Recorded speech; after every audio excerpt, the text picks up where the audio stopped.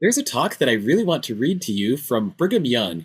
He talks about the Constitution and illustrates how the gospel of Jesus Christ and the Constitution actually enable us to navigate the current partisan political dialogue and do so safely in a way that doesn't completely ruin our country. In this same talk, Brigham Young actually quotes Joseph Smith with his prophecy that the Constitution would hang by a thread, proving that this is not some later white horse prophecy fabrication. We really need to understand the things that are in this talk, so without further ado, let's get into it. Celebration of the 4th of July, a discourse by President Brigham Young, delivered in the Tabernacle, Great Salt Lake City, July 4th, 1854. I realize the nature of my position in rising to speak to an assembly of intelligent gentlemen and ladies on such an occasion as the present. I probably feel my incapability more than can be perceived by my hearers. Still, my mind is active, and my understanding is fruitful, whether I have ability or not to express that which is in me. While my friends have been speaking, I have been much amused, edified, and delighted, especially in having Whiggery and democracy so ably illustrated. These were the two main parties of his day. I do not think they could have been exhibited more easily, more naturally, more to the understanding of all, and more true to the spirit and universal deportment of those two leading parties of the nation as they now exist, than they have been by my predecessor in the stand today, and I presume I am speaking the feelings of the greater part of this assembly. While Brother George A. Smith was speaking upon the rise and progress of the American Revolution, a few items ranging in the same line occurred to my mind, which I have a desire to express in the hearing of this assembly. The revolutions made by the government of the United States with regard to real progress generally are small indeed, so small that it is impossible to perceive any advancement. It is true the Constitution has been revised by the voice of the people, but wherein is it bettered?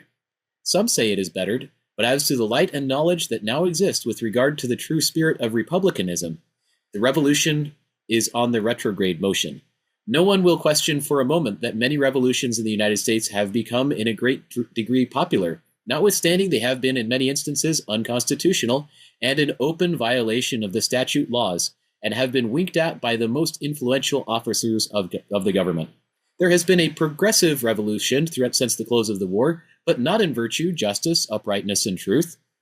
It has become quite a custom, and by custom as the force of law, for one party to mob another, to tear down and destroy Catholic churches, drive citizens from the ballot box, disallowing them the right of franchise, and persecute, plunder, drive them from their possessions, and kill a great people. Revolution in the United States is progressing, but to the true spirit of democracy and the science of government, the revolution I refer to is strictly opposed. With regard to democracy and Whiggery, no person can exhibit them better and in a truer light than Judge Shaver has today. The general government as a whole do not understand truly what democracy and Whiggery really are. What would my friend George A. Smith tell you with regard to these two political bodies that now rule over our country, were he to address you upon this subject? He would tell you that one of them is a monster having many heads, and the other is a monster with no head at all. The impulse that is given to the government is like that of the animal creation. When they are hungry, they are impelled to eat, and to drink when they are thirsty. When this necessity presses upon them, all the sensitive powers are on the alert to search for food. All their natural impulses to action originate in the appetite. They receive them from the demands of the interior of the animal makes upon the creature. It then becomes the duty of the head to search out a method to supply these demands with food suitable to the nature of the animal, which administers health, strength, vigor, growth, and beauty to the whole body. What ought to be the government of the United States, and what are Whiggery and democracy as they now exist? Nothing, and a little less. I believe in a true republican government, but where is the man capable of exhibiting in their true character the principles of such a government? I do not profess to be that man. Still, I believe I am as capable to search into the merits of the subject and can understand the general principles of true republicanism as well as any other man, though I may not be capable of setting it before the principle in its perfection. I can, however, talk a little about it. Is there a true republican government on the earth? There is. Do you inquire, where is that government? I answer, it is here. I am a true republican if I understand what the term signifies. But I put my own definition upon such terms, for in many instances our lexicographers have widely mistaken ideas, and widely disagree upon the meaning of words. They may trace the etymology of words through the living and dead languages to their roots as they suppose, but there is a great probability of their being mistaken still. A government that is perfect would be called democratic. True republicanism and what is meant or understood by true democracy is the same. But the full extent of true democracy cannot be told by any man at this time.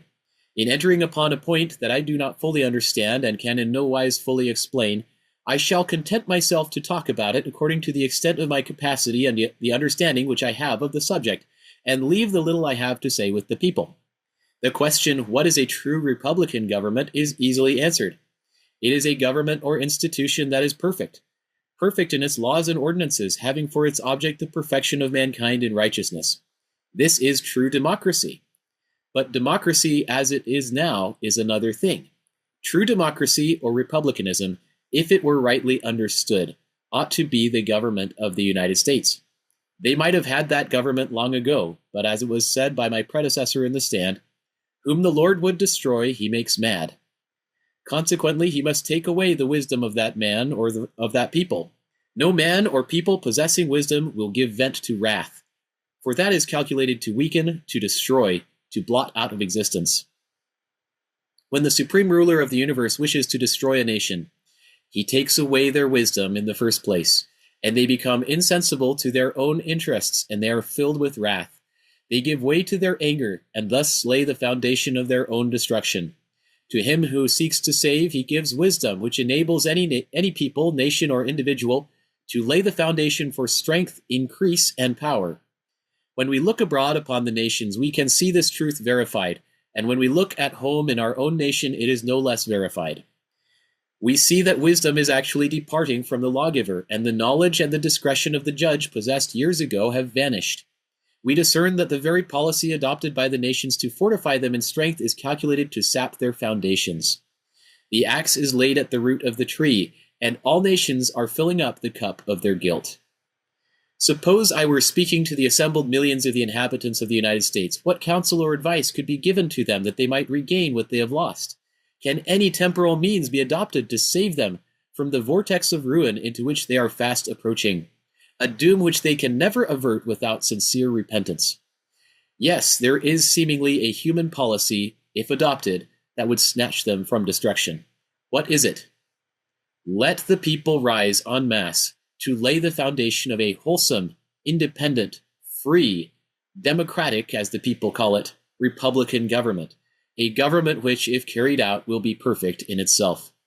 Let us look at it in another point of view. Suppose this people inhabiting these mountains are broken off entirely from the nations of the world, rendering no allegiance to any earthly power combined or isolated, free to make laws, to obey them, or to break them, free to act, to choose, and to refuse, and in every sense of the word to do as they please, without any fixed order of government whatever. And they wish a constitution, a system of government for mutual protection and advancement in the principles of right, to be framed according to the best wisdom that can be found in this community. I say let them govern themselves by a republican system of government, selecting a man from their midst to preside over them. And whom should they select to fill so important a station? The best man they can find. Should they keep him in office only 4 years? Should they make a clause in their constitution that a president shall serve at most for only 2 terms without a vacation in his services? That is an item that should not be found in the Constitution of the United States, nor in the Constitution made by this or any other people. We should select the best man we could find and center our feelings upon him and sustain him as our president, dictator, lawgiver, controller, and guide in a national capacity and in every other capacity wherein he is a righteous example. Though we find as good a man as there is in the nation, yet we should not lay facilities before him to become evil where he was so disposed. Great care should be exercised to guard against placing such a power at the command of any mortal. Shall we give him $25,000 per annum and make him superior to any other honest man in the territory, state, or kingdom in things pertaining to this world, or lay inducements before him to become proud, haughty, and neglectful of the true interests of the people? No. For if he is capable of ruling the people and dictating them, he is capable of taking care of himself. If we cannot find a man willing to control and guide us without our pouring the gold and silver into his coffers and exalting him above the rest of us, then we will take one less capable who will do it for nothing. Do you ask why I would recommend this course? I answer because of the weakness of man. Were we to elect a man to preside over us in this capacity and give him $3, $4, $5, $8, or $15,000 a year, the street would be full of demagogues. You would see them perched upon every anthill, croaking out their stump speeches for this or that man to be our ruler, and the paid lackeys of each candidate for office in the streets, in the public places, and in the houses of the citizens would be using their influence for their employers in their respective circles and wherever they would be listened to. Whether such a man as a ruler will do good to the people is not thought of, either by the candidate or by his lackeys. But the one is after the thousands of dollars, and the other after his paltry fee. The welfare of the people they do not consider. What will be the best policy to pursue for the good of the people at large is not at all in their thoughts. Is not in all their thoughts. Let the people see to it that they get righteous men to be their leaders, who will labor with their hands and administer to their own necessities, sit in judgment, legislate, and govern in righteousness, and officers that are filled with peace, and see to it that every man goes forth among the people as a traveling officer, is full of the fear of the Lord, and would rather do right at a sacrifice than do wrong for a reward. What would be the result if this course was adopted by the people of the United States? It would destroy the golden prospects of those who were seeking for gain alone, and men would be sought for in the nation, state, or territory who were for the people, and would seek earnestly for their welfare, benefit, and salvation.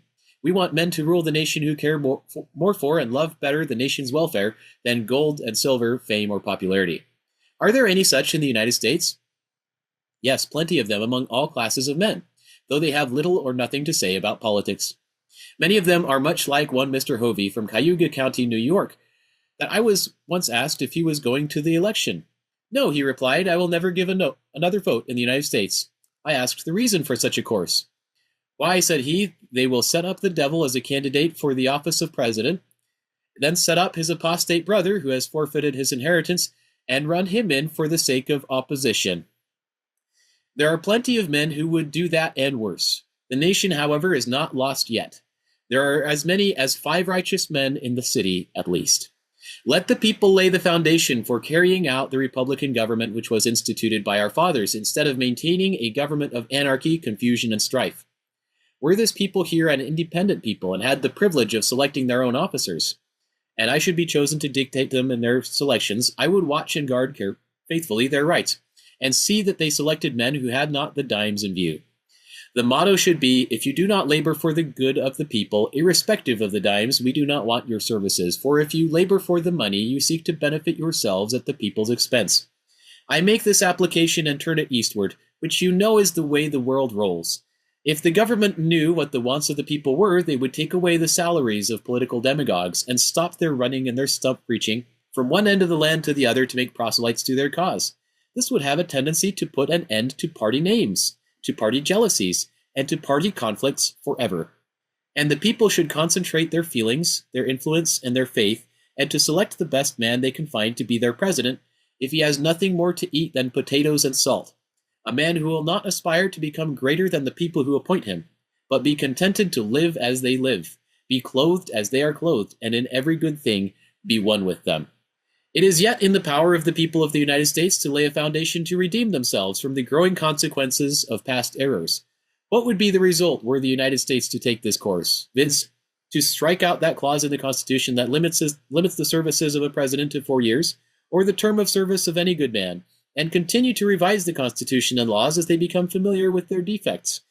Then reduce the salaries of all officers in all the departments.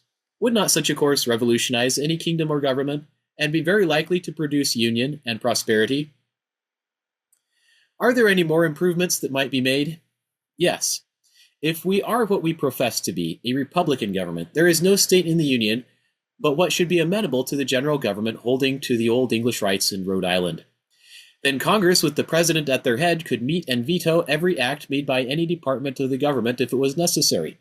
So let Congress come together when any of the states transcend the bounds of right and hold them amenable for their actions. The general government should never give any portion of the nation license to say they are free and independent.